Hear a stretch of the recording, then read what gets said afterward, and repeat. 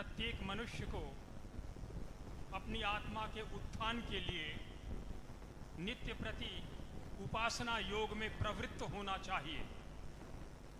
महर्षि मनु गृहस्थ की दिनचर्या का उल्लेख करते हुए लिखते हैं, ब्रह्मे मुहूर्ते बुद्ध्येत धर्मार्थौ चानुचिंतये काय क्लेशांश तन्मूलान वेद तत्वार्थ में उच।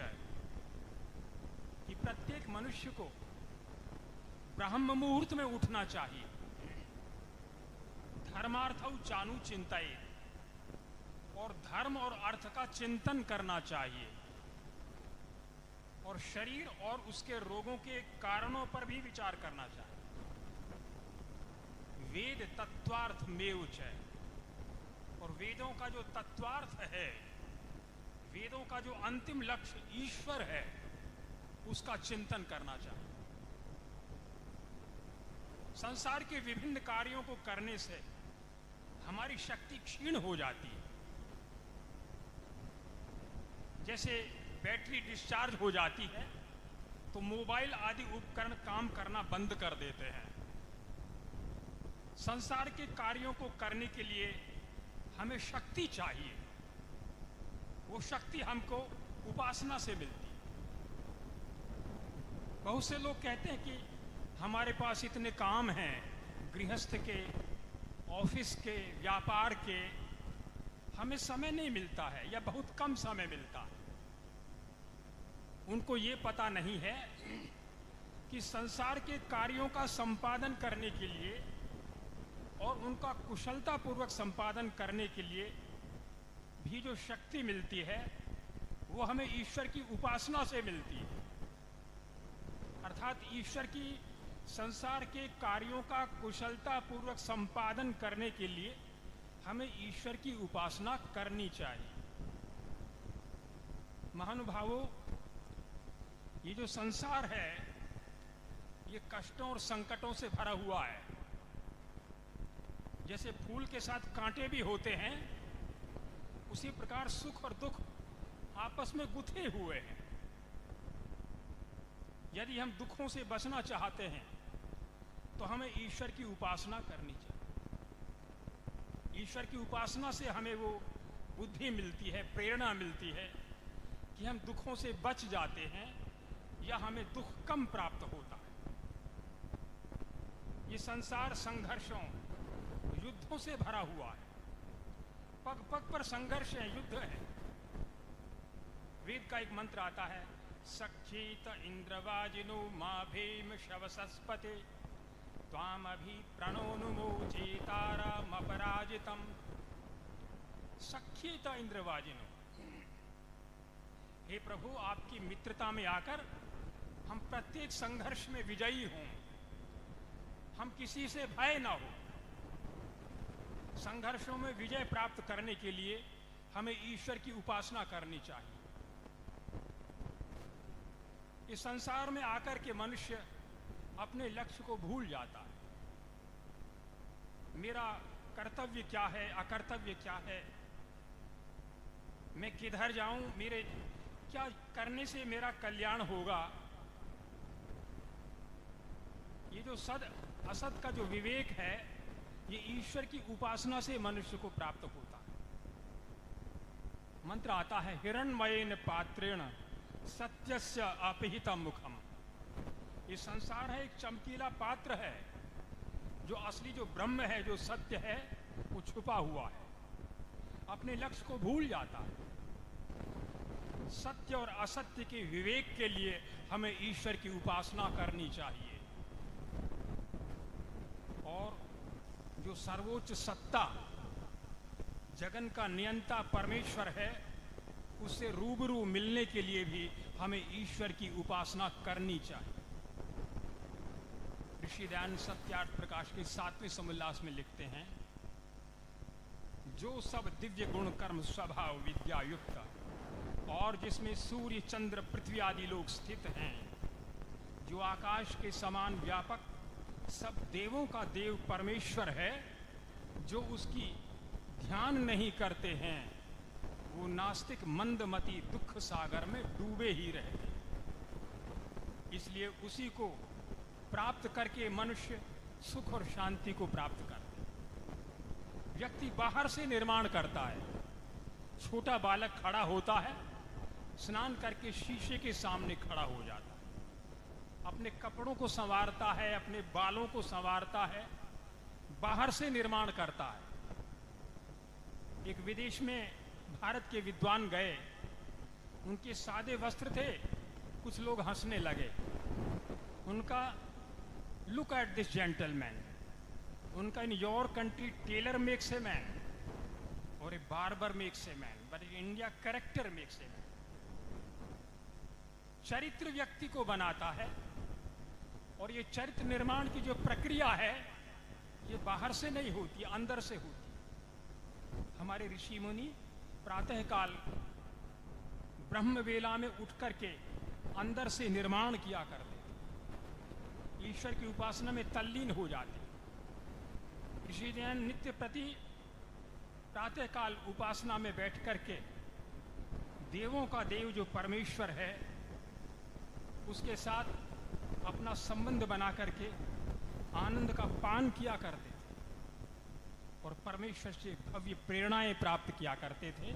उसी को वो दिन भर बांटा करते थे। सुनते हैं एक बार एक व्यक्ति ऋषि के पास गया, उनका मेरी कुछ व्यक्तिगत समस्याएं हैं, मुझे समय चाहिए। उस समय बड़ी व्यस्त दिनचर्या थी ऋषि की, तो उनका मैं सुबह आपके पास आ जाऊंगा, क्योंकि सुबह तो कोई नहीं आता होगा आपके पास, सुबह मैं आ जाता हूं। उनका भद्र पुरुष, वो जो सुबह का जो समय होता है वो तो मेरा अपना समय होता है, वो समय मैं किसी को नहीं देता हूं। उसी समय तो मैं जगन्नाथ की गोद में बैठ करके रत्नों को भरा करता हूं, झोली को भरता हूं, और उसी को तो मैं दिन भर बांटा करता हूं। यदि वो समय तुमको दे दिया तो मैं तो दरिद्र रह जाऊंगा, फिर मैं क्या बांटूंगा। ईश्वर की उपासना से मनुष्य को शक्ति मिलती है, बल मिलता है, साहस मिलता है, धैर्य मिलता है। डॉक्टर भारती लिखते हैं कि जिस दिन शास्त्रार्थ होता था उस दिन लंबे काल तक वो उपासना करते थे, पाखंड को दूर करने के लिए ईश्वर से बल, शक्ति, धैर्य का आधान किया करते। हमारे पूर्वज मर्यादा पुरुषोत्तम राम, योगेश्वर कृष्ण, ऋषि महर्षि सभी दोनों समय ईश्वर की उपासना किया करते थे। रामायण के अंदर अनेक प्रसंग ऐसे आते हैं। विगत दिवस गुरु आयसु पाई, संध्या करन चले दो भाई। दोनों समय उपासना करते थे। जिस समय मर्यादा पुरुषोत्तम राम राज तिलक की सूचना देने के लिए जाते हैं, उस समय का प्रसंग है। माताएं भी ईश्वर की उपासना किया करते थे। प्राणायाम पुरुषम ध्यायमाना जनार्दनम। माता कौशल्या प्रार्थना कक्ष में बैठी हुई और प्राणायामों के द्वारा परम पुरुष का ध्यान कर रही थी। जिस समय अशोक वाटिका के अंदर हनुमान जी घूम रहे हैं, उनको सीता जी कहीं दिखाई नहीं देती हैं। तभी उनको एक नदी दिखाई पड़ती है, बड़ा रम्य स्थान था। उपहवरे गिरीणाम संगमे च नदीनाम धिया विप्रो अजायता। बड़ा ही रमणीक स्थान था। वो कहते हैं, संध्या काल मना श्यामा ध्रुवम मेष्यति जानकी, नदीं चैमाम शिवजलाम संध्यार्थे वरवर्णिने। यदि सीता जी जीवित हैं तो दोनों समय संध्या करने वाली सीता अवश्य ऐसे स्थान पर आएगी। अर्थात जीवित होने में संदेह है, वो संध्या न करती हो इसमें कोई संदेह नहीं। वेदों में जगह जगह मनुष्य को प्रेरणा की गई है। प्रार्थ अर्चत प्रार्चत प्रिय मेधासो अर्चत। ए मनुष्यो उपासना करो, प्रार्चत खूब उपासना करो, प्रिय मेधासो अर्चत। हे बुद्धि के अभिलाषियों अर्चना करो। सीदस्त्व मातुरस्य उपस्थे। है मनुष्य, तू सकल भय निवारिणी, आनंद प्रदायिनी माता की गोद में बैठ करके नित्य प्रति अपनी झोली को भरा कर और भव्य प्रेरणाओं को प्राप्त किया गया। एक मंत्र में आता है, जो व्यक्ति सूर्योदय से पहले और उषा काल से भी पहले पूरा सूर्यात पूरा उषसा नाम नामना जो हवी थी, जो सूर्योदय से पहले और उषा काल से भी पहले जो ओंकार आदि नामों से ईश्वर को बुलाता है, अपनी आत्मा में ईश्वर का आह्वान करता है, वह उस धन को प्राप्त करता है, उस संपत्ति को प्राप्त करता है जिससे बढ़कर के संसार में कोई भी वस्तु नहीं हो सकती।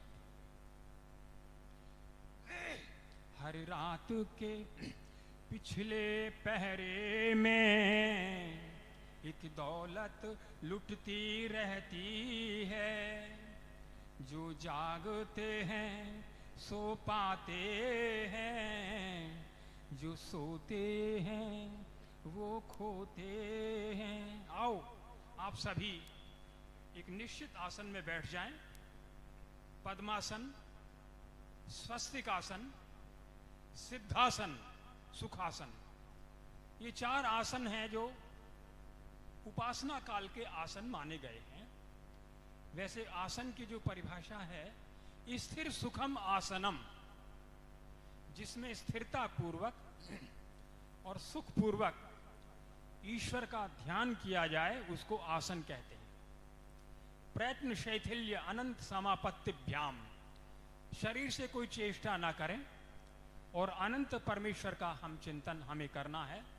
कमर और गर्दन सीधी रहे और हमारे जो दोनों हाथ हैं वो घुटनों पर रहें। हाथों को इस प्रकार से भी रख सकते हैं। कुछ बिंदुओं पर हमें विचार करना है। सबसे पहले आसन पर बैठ करके हमें विचार करना चाहिए, मानव जीवन का लक्ष्य क्या है, इस आसन पर मैं किस लिए बैठा। संपूर्ण वेदों में, दर्शनों में, उपनिषदों में बार बार ये कहा है, तार स्वर से कहा है कि देव दुर्लभ मानी का जो चरम उद्देश्य है वो जगन नियंता परमेश्वर का साक्षात्कार करना। रसो वै सह रसम ही एव अयम लब्ध्वा आनंदी भवति।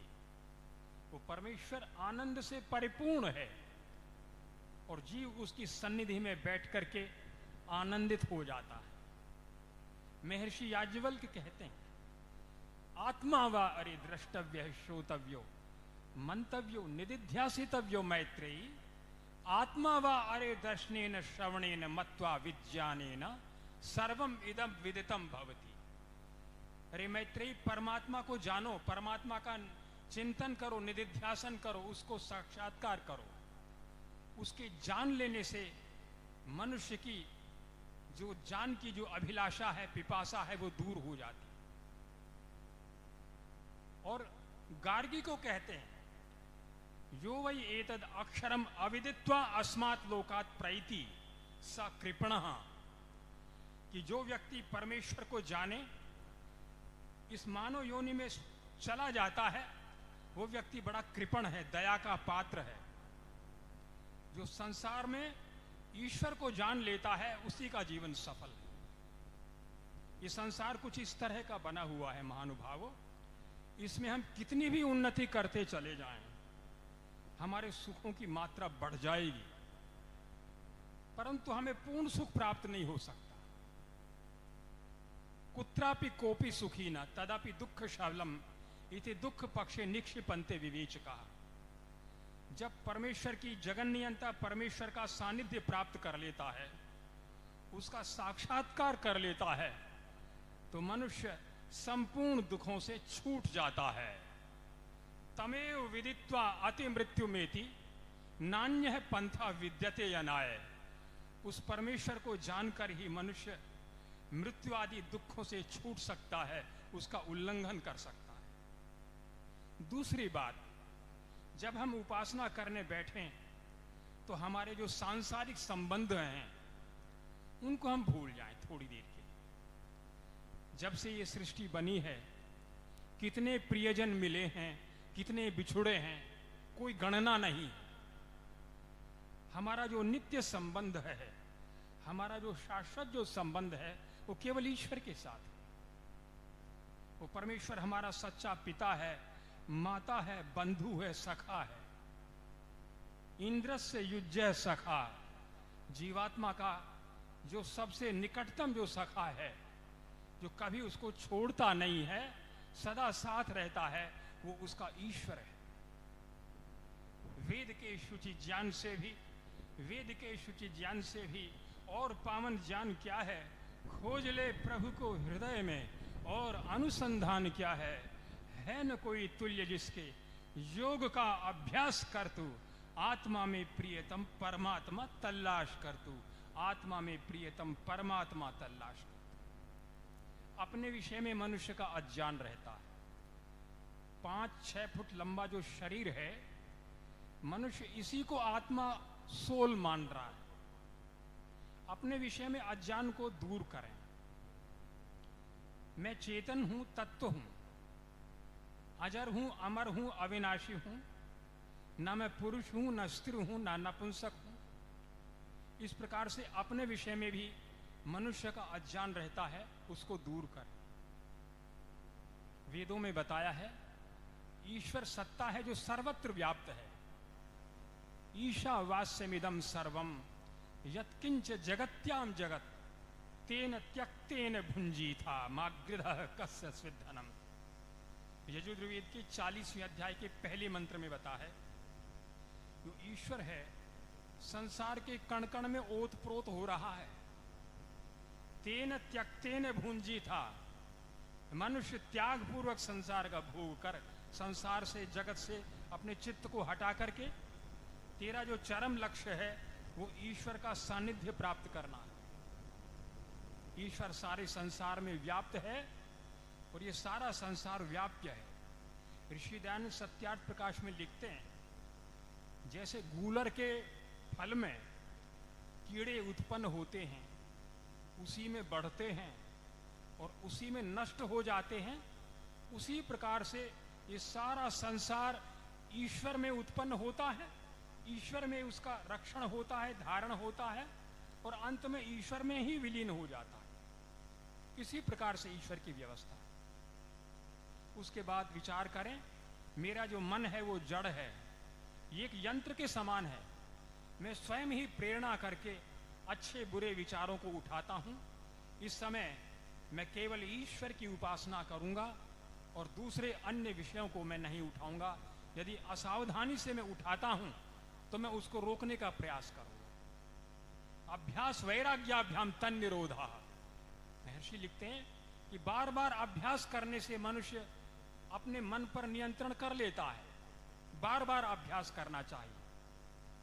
उसके बाद हम अपने मन में ईश्वर से मिलने के लिए अच्छी उत्कट अभिलाषा को जगाएं। मिलने की तीव्र इच्छा होनी चाहिए। जब तक तीव्र इच्छा नहीं होगी, ईश्वर को प्राप्त करने की एक ही कसौटी है।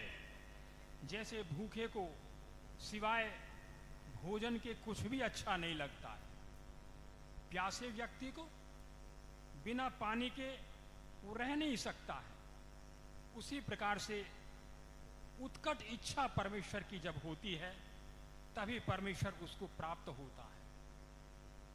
यदि भूख ही नहीं है तो दयालु मां भी क्या कर सकती। इसलिए कहा है, जेहि कर जेहि पे सत्य सनेहु, से ते ही मिलई न कछु संदेहु। सुखी मीन जल पाए अगाधा, जीमि प्रभु शरण न एकहु बाधा। ईश्वर प्रणिधान की स्थिति बनाएं। Complete self surrender towards God. ईश्वर प्रणिधान का अभिप्राय है ईश्वर के प्रति अनन्य प्रेम, मिलने की उत्कट इच्छा और ईश्वर प्रणिधान से अनुकूल बनाया हुआ जो भक्त है, साधक है, उसको अपनी संकल्प मात्र से अपना लेता है, जिसकी चर्चा बार बार योग दर्शन में आई है। 3 जगह इसका उल्लेख आया है। ईश्वर प्रणिधानात् भक्ति विशेषात् आवर्तितः ईश्वर तम अनुग्रहणाति अभिध्यान मात्रेण। संकल्प मात्र से अपने भक्त को अपना लेता है। यम वैश्य विरणुते तेन लभ्य, तो परमेश्वर जिसको वर्ण कर लेता है, जिसको पात्र समझ लेता है, उसको परमेश्वर स्वीकार कर लेता है और अपना जो प्रत्यक्ष है, ज्ञान है, बल है, आनंद है, उसको प्रदान करा देता है। संध्यायन्ते यस्याम सा संध्या, परमेश्वर का जिसमें ध्यान किया जाए वो संध्या कहलाती है।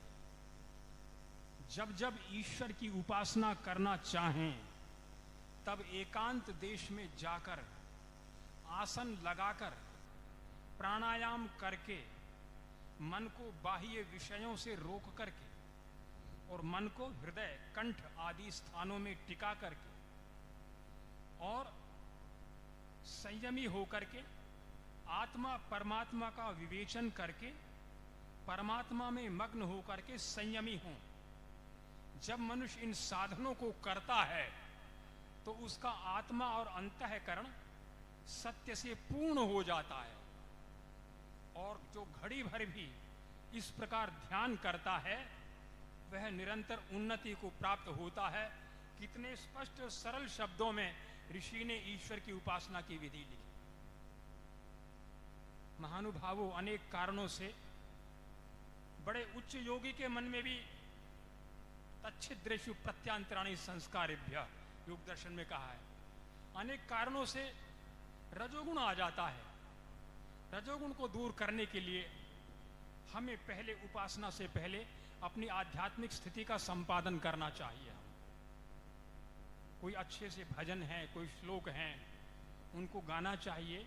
वेद मंत्र हैं, उनका चयन हम करके उनका हमें अभ्यास करना चाहिए। किसी पुस्तक के कोई प्रेरणादायक जो अंश हैं उनको पढ़ करके अपनी आध्यात्मिक स्थिति का संपादन करना चाहिए।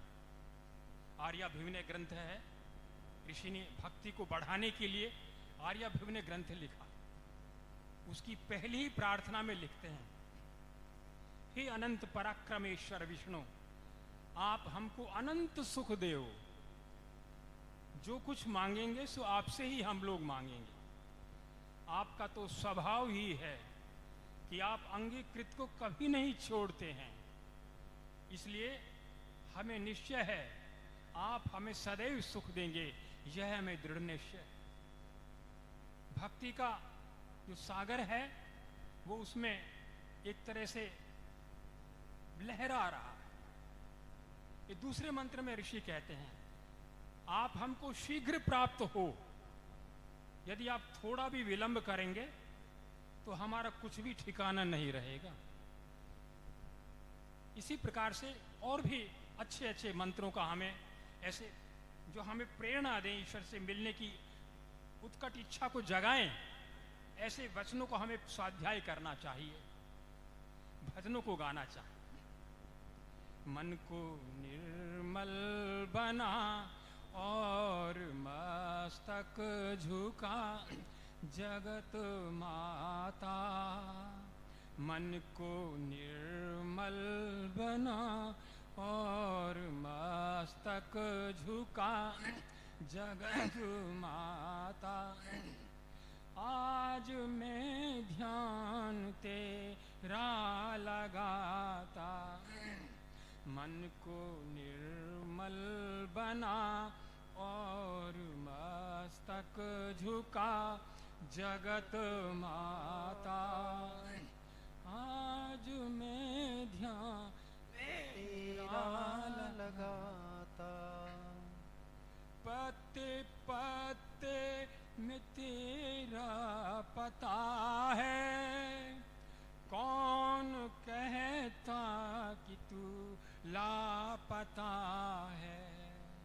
पत्ते पत्ते में तेरा पता है, कौन कहता कि तू लापता है। सच्चा साधक तुम्हें ध्यान के नेत्र से देख पाता। आज मैं ध्यान तेरा लगाता। मन को निर्मल बना और मस्तक झुका जगत माता। आज मैं ध्यान तेरा लगाता, यम और नियमों को जीवन में धारा, प्राणायाम से मन को निखारा। यम और नियमों को जीवन में धारा, प्राणायाम से मन को निखारा। दर्श की चाहना कर रहा प्रार्थना, हे विधाता आज मैं ध्यान तेरा लगाता। तुम्हारे दिव्य दर्शन की मैं इच्छा लेके आया हूँ, तुम्हारे दिव्य दर्शन की मैं इच्छा लेके आया हूँ। पिला दो प्रेम का अमृत पिपासा लेके आया हूँ। रत्न अनमोल लाने वाले लाते भेंट को तेरी हैं, लाते भेंट को तेरी। मैं केवल आंसुओं की मंजुमाला लेके आया हूँ, तुम्हारे दिव्य दर्शन की मैं इच्छा लेके आया हूँ। पिला दो प्रेम का अमृत पिपासा लेके आया हूँ। ऋषि लिखते हैं, जब शुद्ध हो करके विचार करता है तब उसको दोनों प्रत्यक्ष होते हैं। अर्थात जब तक मनुष्य परमेश्वर से हमारी जो दूरी है वो ज्ञान की दूरी है। देश की दृष्टि से वो परमेश्वर हमारे अति निकट है, इतना निकट है कि सबसे निकट वही है, क्योंकि तम आत्मस्थम येनु पश्यन्ति धीराः तेषाम सुखम शाश्वतम नेतरेषाम। वो हमारी आत्मा में भी स्थित है, इसलिए सबसे निकट है वो तो। और वो काल की दृष्टि से भी दूर नहीं है, सदा से है, सदा रहेगा, केवल ज्ञान की दूरी है। इसलिए शुद्ध हो करके विचार करता है तब दोनों प्रत्यक्ष होते हैं। और जब ईश्वर का प्रत्यक्ष होता है, जब ईश्वर का प्रत्यक्ष होता है तो अनुमान आदि से क्या संदेह, क्योंकि कार्य को देख करके और कारण का अनुमान होता है। योगांगानुष्ठानाद अशुद्धि क्षय ज्ञान दीप्ति अविवेक ख्याते। जब मनुष्य योग के अंगों का अनुष्ठान करता है तो उसका अज्ञान दूर होता हुआ चला जाता है। यम नियम पर विचार करें, यदि कोई त्रुटि हुई है उसका प्रायश्चित करें, परमेश्वर से प्रार्थना करें। ऋषि लिखते हैं, जो मनुष्य उपासना करना चाहे उसके लिए यही आवश्यक है कि वो किसी से वैर ना करे, सदा सत्य बोले, कभी चोरी ना करे, मन इंद्रियों का संयम करे और अपरिग्रह, आप कभी अभिमान न करें, अनावश्यक विचारों और अनावश्यक पदार्थों का संग्रह न करें। फिर वो लिखते हैं, इन 5 बातों से उपासना का बीज बोया जाता है। एक उपासना काल होता है और एक व्यवहार काल होता है। जो व्यक्ति व्यवहार में जितना पवित्र होता है उसका उपासना में उतनी ही उसको सफलता मिलती है। मैं मुसलमानों के क्षेत्र में रहता हूं, दिन में रोजा रखते हैं, रात को मुर्गा काटते हैं। दिन में रोजा रखत हैं, रात हनत हैं गाय, ये हत्या ये बंदगी कैसे खुशी खुदा है। योग का आरंभ ही अहिंसा से होता है। जो व्यक्ति अहिंसा का पालन नहीं कर सकता है वो कभी ईश्वर को प्राप्त ही नहीं कर सकेगा, बल्कि अहिंसा ही सारे यम नियमों का जो मूल है वो अहिंसा है। योग दर्शन का हमें जब देखते हैं, यम नियमों का पालन करें, यम नियमों से अपने स्थूल जो मल हैं उनको दूर किया जाता है।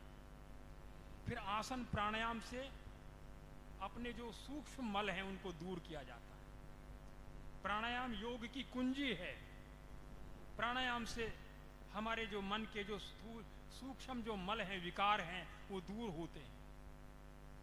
प्राणायाम से मनुष्य के इंद्रियों के जो दोष हैं वो नष्ट होते हैं। महर्षि लिखते हैं, जब मनुष्य प्राणायाम करता है तो उसका जो अज्ञान है वो दूर होता जाता है, और जब तक मुक्ति ना हो तब तक उसका ज्ञान बढ़ता हुआ चला जाता है।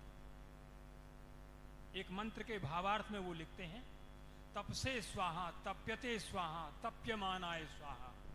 उसके भावार्थ में लिखते हैं, मनुष्य लोग प्राणायाम आदि साधनों से अपने संपूर्ण किलमिश को दूर करें और दूसरों को करावें।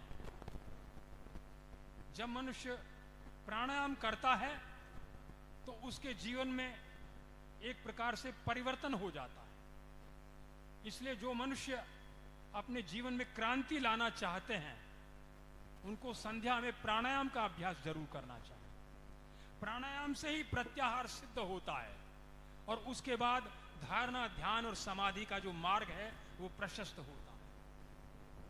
और प्रत्याहार से अभिप्राय है अपने मन को बाहर से रोक करके और अंदर की ओर उन्मुख करना। पंजाब के अंदर एक संत हुए बुल्ले शाह, उनसे पूछे रब दा की पावना, कि भगवान कैसे मिलता है, कि इधरों पुटना उधरों लावना। कि जब मनुष्य बाहर के अपने विचारों को बंद कर देता है, बाहर से अपनी इंद्रियों के विषयों से अपनी आसक्ति को हटा लेता है, तब अंदर का जो दिव्य प्रकाश है उसकी वो अग्रसर होता है। इसलिए हमें प्रत्याहार की स्थिति का संपादन करें। हमको भीतर है सखा तेरा सखा मन टिका के दे, भीतर है सखा तेरा सखा मन टिका के दे, अंतःकरण में ज्ञान की ज्योति जगा के दे, अंतःकरण में ज्ञान की ज्योति जगा के। है इंद्रियों की शक्तियां बाहर की ओर, जो बाहर की ओर से इन्हें भीतर को मोड़ दो, कर द्वार सकल बंद समाधि लगा के दे, अंतःकरण में ज्ञान की ज्योति जगा के दे, भीतर है सखा तेरा सखा मन टिका के दे, अंतःकरण में ज्ञान की ज्योति जगा के दे। उसके बाद जैसे पूज्य स्वामी जी महाराज प्रातः काल भी चर्चा कर रहे थे, जो तीन बातों को जान लेता है उसका जो मोक्ष का जो मार्ग है वो खुल जाता है, उसके लिए वो सरल हो जाता है। संसार में तीन बातें हैं, तीन पदार्थ हैं, ईश्वर, जीव और प्रकृति। उपासना काल में इनका चिंतन जरूर करना चाहिए।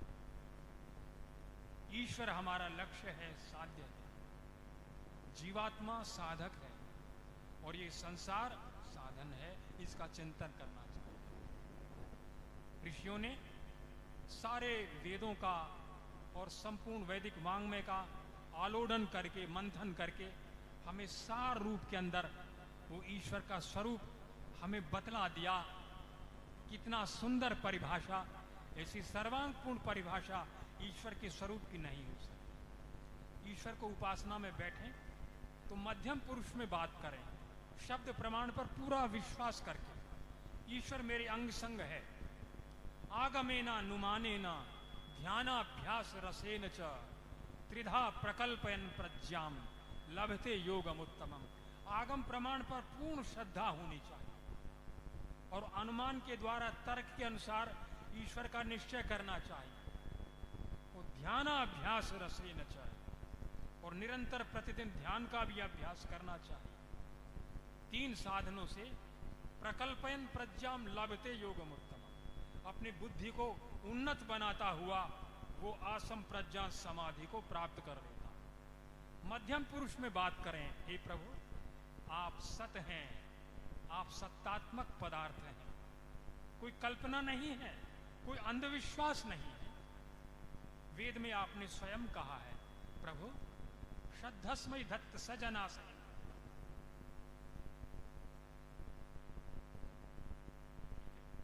ठीक है, क्योंकि समय की अवधि है तो हमें ईश्वर जीव प्रकृति का चिंतन करना चाहिए। हमको ईश्वर आर्य समाज का जो स्वरूप है दूसरे मंत्र में बताया है, फिर जीवात्मा के स्वरूप पर चिंतन करना चाहिए और प्रकृति का जो स्वरूप है उस पर हमको चिंतन करना चाहिए। उसके बाद ओम का जप करना चाहिए। हमारे जो वेद हैं, दर्शन हैं, उपनिषद हैं, उनमें परमेश्वर के जप का विधान किया गया। योग दर्शन को हम देखें, तस्य वाचका प्रणवः तज्जपः तदर्थ भावनम। उस परमेश्वर का जो नाम है वो प्रणव है और उसका जप करना चाहिए और उसके अर्थ की भावना करनी चाहिए। ईश्वर का जो ईश्वर हमारा पिता भी है, ईश्वर हमारी माता भी है, ईश्वर हमारा बंधु भी है, ईश्वर हमारा सखा भी है। अर्थात जो आप उससे संबंध बनाना चाहें ईश्वर से, उसको जो भी अपना संबंध बनाना चाहें उसको पुकार करके और अर्थ सहित उसका विचार करना चाहें। आओ एक बार मेरे साथ बोलें, मैं ओम बोलूंगा और आप उस मेरे पीछे पीछे दोहराएं।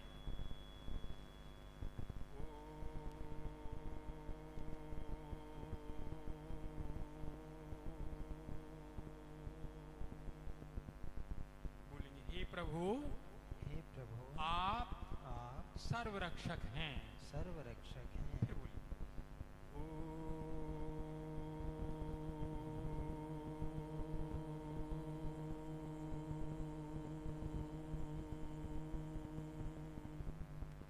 हे प्रभु आप हमारे पिता हैं।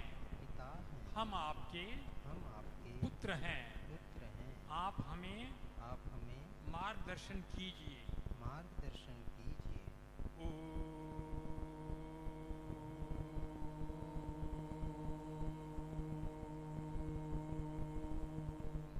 हे प्रभु आप हमारी माता हैं।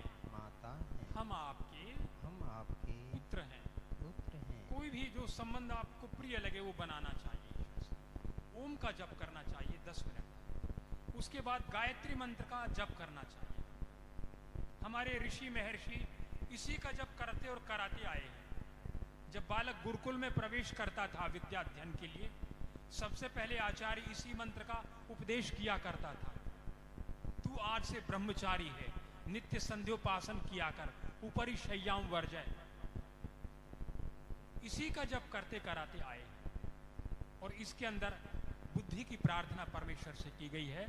कोई ऐश्वर्य नहीं मांगा गया है। इसका जप करना चाहिए। मेरे साथ बोलेंगे, ओम भूर्भुवः स्वः तत्सवितुर्वरेण्यं भर्गो देवस्य धीमहि धियो यो नः प्रचोदयात्। उसके बाद अर्थ का विचार करना चाहिए। बोलेंगे, हे सर्वरक्षक प्राणों से भी प्रिय सकल दुख विनाशक प्रभु हम आपके पाप नाशक तेज का ध्यान करते हैं।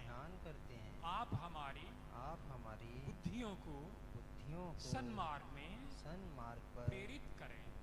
कीजिए। इस प्रकार से 10 मिनट तक गायत्री मंत्र का हमको जप करना चाहिए। कविता में अर्थ बोल रहे हैं।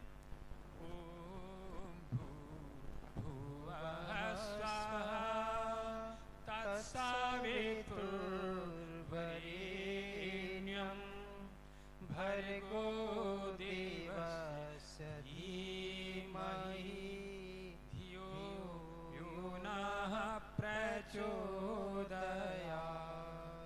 ओम भूर्भुवः स्वः तत्सवितुर्वरेण्यं भर्गो देवस्य धीमहि धियो यो नः प्रचोदयात्।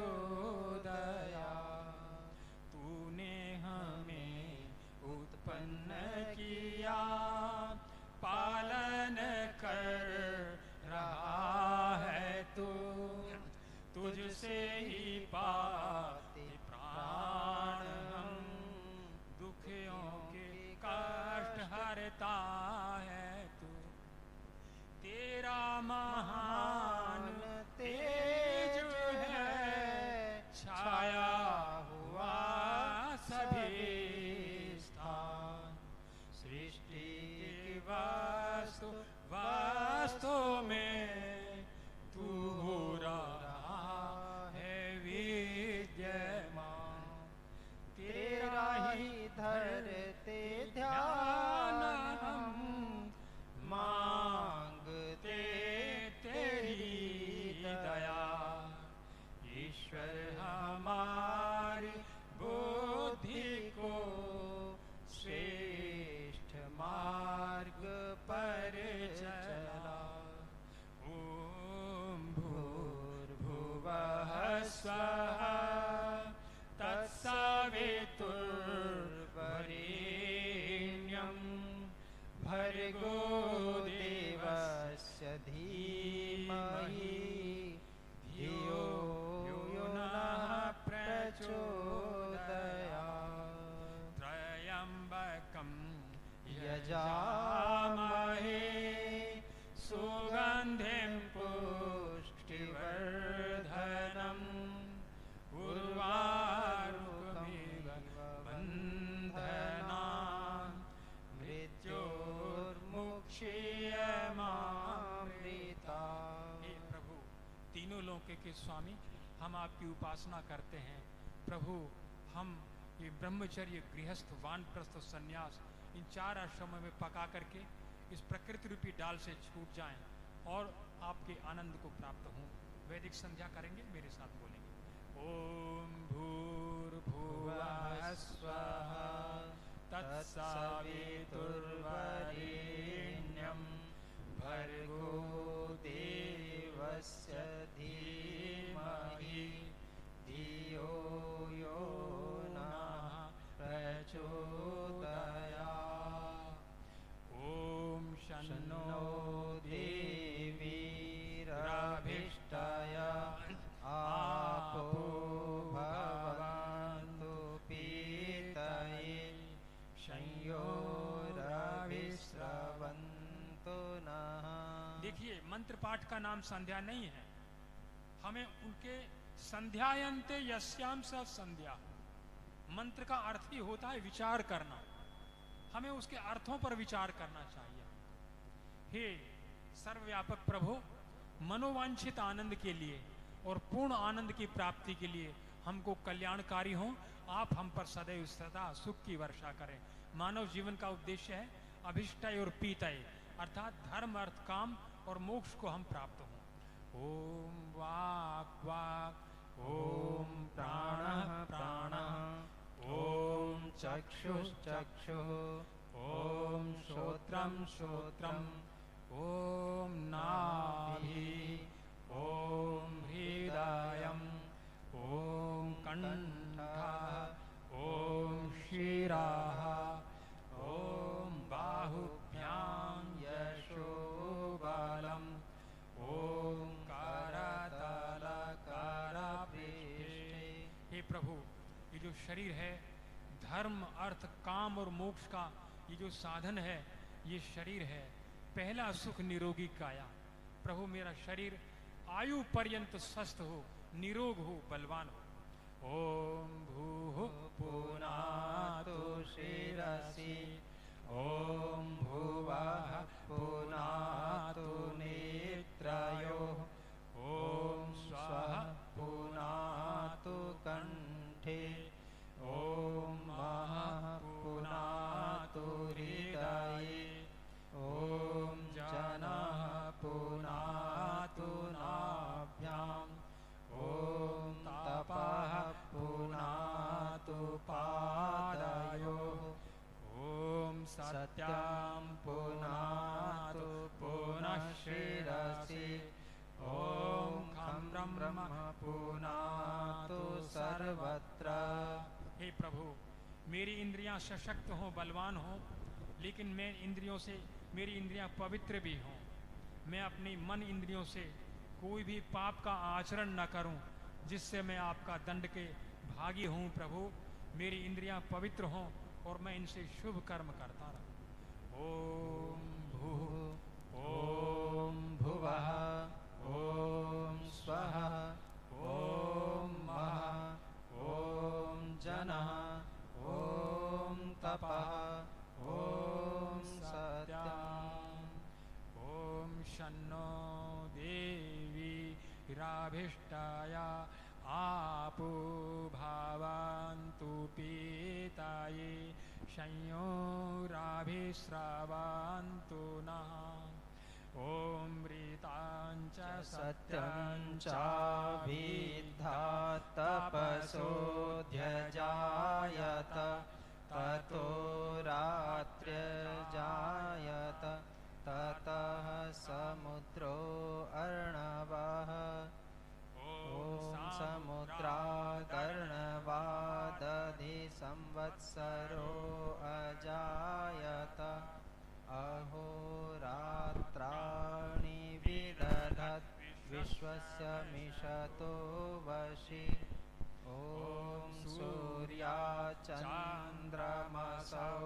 धाता यथा पूर्वमकल्पयत् दिवां च पृथिवीं चान्तरिक्षमथो स्वः।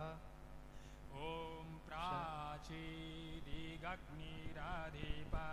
रास्तो रक्षिता दित्या ईशवः तेभ्यो नमोऽधिपतिभ्यो नमो रक्षितृभ्यो नाम ईशुभ्यो नाम एभ्यो अस्तु। योऽस्मान् वेष्टियां वयं विश्वस्तां वोजं भेदद्मः। ॐ दक्षिणादिगिन्द्रो धीपतिस्थिरशिराजे रक्षिता पितर ईशवः तेभ्यो नमो धीपतिभ्यो नमो रक्षितृभ्यो नाम ईशुभ्यो नाम एभ्यो अस्तु। योऽस्मान् वेष्टियां वयं विश्वस्तां भोजं भेदद्मः। ॐ प्रतीचि दिग्वरुणो धीपतिः प्रीडाकु रक्षिता नमीशवः तेभ्यो नमो धीपतिभ्यो नमो रक्षितृभ्यो नाम ईशुभ्यो नाम एभ्यो अस्तु। योऽस्मान् वेष्टियां वयं विश्वस्तां भोजं भेदद्मः। ॐ उदीचि दिक्सोमो धीपतिः स्वजो रक्षिता शनिरिषवः तेभ्यो नमो धीपतिभ्यो नमो रक्षितृभ्यो नाम ईशुभ्यो नाम एभ्यो अस्तु। योऽस्मान् वेष्टियां वयं भीष्मस्तं वोजं दद्मः ॐ ध्रुवादिग्विष्णुरधिपति कल्माषग्रीवो रक्षिता वीरुध ईशवः तेभ्यो नमो धीपातिभ्यो नमो रक्षितृभ्यो नमः ईशुभ्यो नमः तेभ्यो अस्तु योऽस्मान् देष्टियं वयं भीष्मस्तं वोचं दद्मः ॐ ऊर्ध्वादिबृहस्पतिरधिपतिः श्रित्रो रक्षिता वर्षमिषवः तेभ्यो नमो धीपतिभ्यो नमो रक्षितृभ्यो नमः ईशुभ्यो नमः एभ्यो अस्तु योऽस्मान् देष्टियं वयं भीष्मस्तं वोचं दद्मः। हे प्रभु, आप हमारे आगे पीछे दाएं बाएं सर्वत्र विद्यमान होकर के हमारी निरंतर रक्षा कर रहे हैं। हे प्रभु, सूर्य, चंद्र, जल, वनस्पति आदि पदार्थ और आपके जो दिव्य गुण हैं वो हमारे रक्षिता हैं और पापियों को दंड देने के बाण के समान हैं। हे प्रभु, हम आपके कृतज्ञ हैं, आप न्यायकारी हैं, आप दुष्टों को दंड दे करके हमारी रक्षा कर रहे हैं। जो हमसे द्वेष करता है और हम उसे आपके न्याय पर छोड़ते हैं। प्रभु, हमारे अंदर बदले की भावना न हो, हम आप उसके देश को आपके न्याय पर छोड़ते हैं। ओम उद्वायां तामसस्परिस्वाह पश्यन्त उत्तरं देवं देवत्रा सूर्यमगन्मज्योतिरुत्तमम् ॐ उदुत्यं जातवेदसं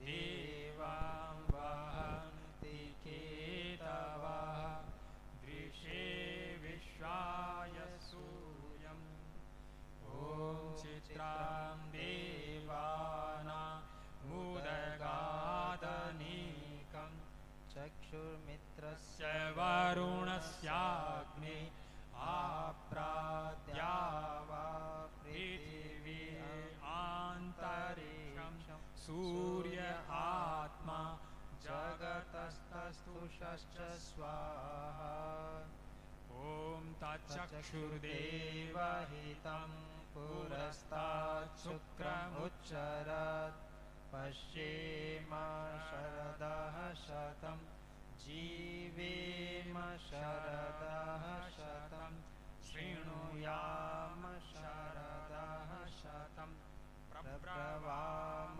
शरदः शतमदीना स्याम शरदः शतं भूयश्च शरदः शतं। हे प्रभु, हम नित्य प्रति अज्ञान अंधकार से ऊपर उठकर ज्ञान और प्रकाश की ओर बढ़ते रहें। सर्वोत्तम ज्योति आपको प्राप्त हो। ये संसार के से जो केतु हैं, ये जो नाना प्रकार की रचनाएं हैं, वो प्रभु आपका बोध करा रहे हैं।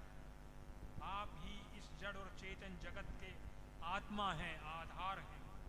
आप सर्वत्र व्याप्त होकर के इस सारे संसार का नियमन और संचालन कर रहे हैं। स्वाहा। हे प्रभु, मैं आपका श्रद्धा पूर्वक स्मरण और गुणगान करता हूँ। आप ही सारे संसार के चक्षु हैं, प्रकाशक हैं। प्रलय के पश्चात भी आप विद्यमान रहते हैं। प्रभु, हम 100 वर्ष तक देखते रहें, 100 वर्ष तक हम स्वस्थ रहें, 100 वर्ष तक हम देखें सुनें और अधीन होकर रहें, 100 वर्ष से अधिक भी हम अक्षुण्ण होकर के रहें। ओम भूर्भुवः स्वः तत्सवितुर्वरेण्यं भर्गो देवस्य धीमहि धियो यो नः प्रचोदयात्। हे ईश्वर दयानिधे, भवत्कृपयान्नेन जपोपासनादि कर्मण धर्मार्थकाममोक्षाणां सद्य सिद्धिर्भिन्नः। हे ईश्वर, आपकी कृपा से जो हम जप आदि कर पाए हैं उसको आपके समर्पित करते हैं, जिससे धर्म जो सत्य और न्याय का आचरण करना है, अर्थ जो धर्म से पदार्थों की प्राप्ति करना है, काम जो धर्म और अर्थ से इष्ट भोगों का सेवन करना है, मोक्ष जो सब दुखों से छूटकर आनंद में रहना है, वह हमें शीघ्र प्राप्त हो। ओम नमः शंभवाय च मयो भवाय च नमः शंकराय च मयस्कराय च नमः शिवाय च शिवतराय च। ओम शांति शांति शांति।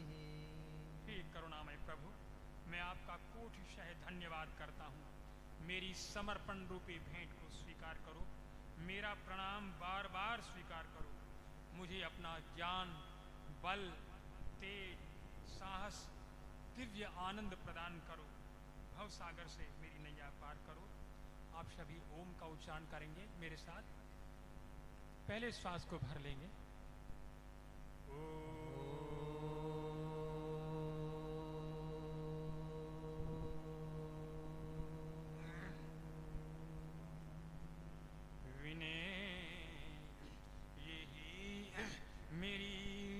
भगवन मेरा परित्याग ना करना, विनय यही मेरी भगवन मेरा परित्याग ना करना, मेरी उलझन को सुलझाना, मेरा परित्याग ना करना, रुलाना अपनी विरहा में, हंसाना अपने दर्शन में, हंसाना अपने दर्शन में, भुलाना भूल सब मेरी, मेरा परित्याग ना करना, विनय यही मेरी भगवन मेरा परित्याग ना करना,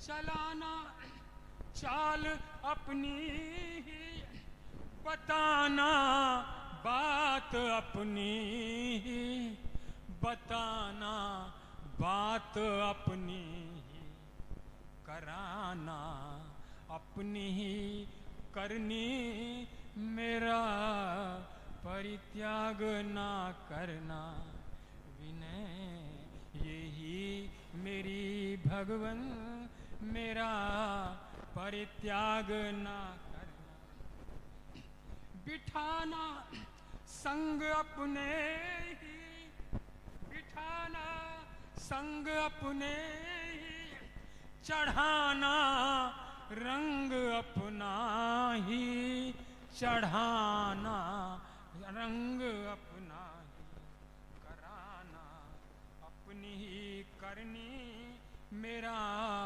परित्याग ना करना, पिलाना अपना सोमामृत, खिलाना ग्रास गायत्री, खिलाना ग्रास गायत्री, जलाना वासना सारी, मेरा परित्याग ना करना, सुलाना अपने सुमिरन में, जगाना अपनी ज्योति में, जगाना अपनी ज्योति में, लगाना हृदय से अपने, मेरा परित्याग ना करना, विनय यही मेरी भगवन मेरा परित्याग ना करना, मेरी उलझन को सुलझाना, मेरा परित्याग ना करना। उपासना का कार्यक्रम यहीं पर समाप्त होता है। आप सबका धन्यवाद। हथेलियों को रगड़ लेंगे रगड़ करके और आंखों बंद करेंगे इस तरह से। पूज्य आचार्य जी का बहुत बहुत धन्यवाद।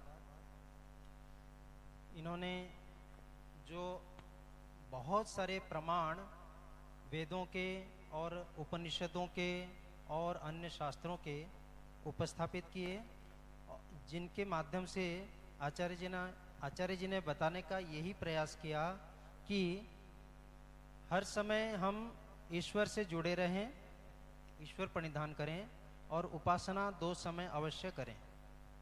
तो आचार्य जी का बहुत बहुत धन्यवाद।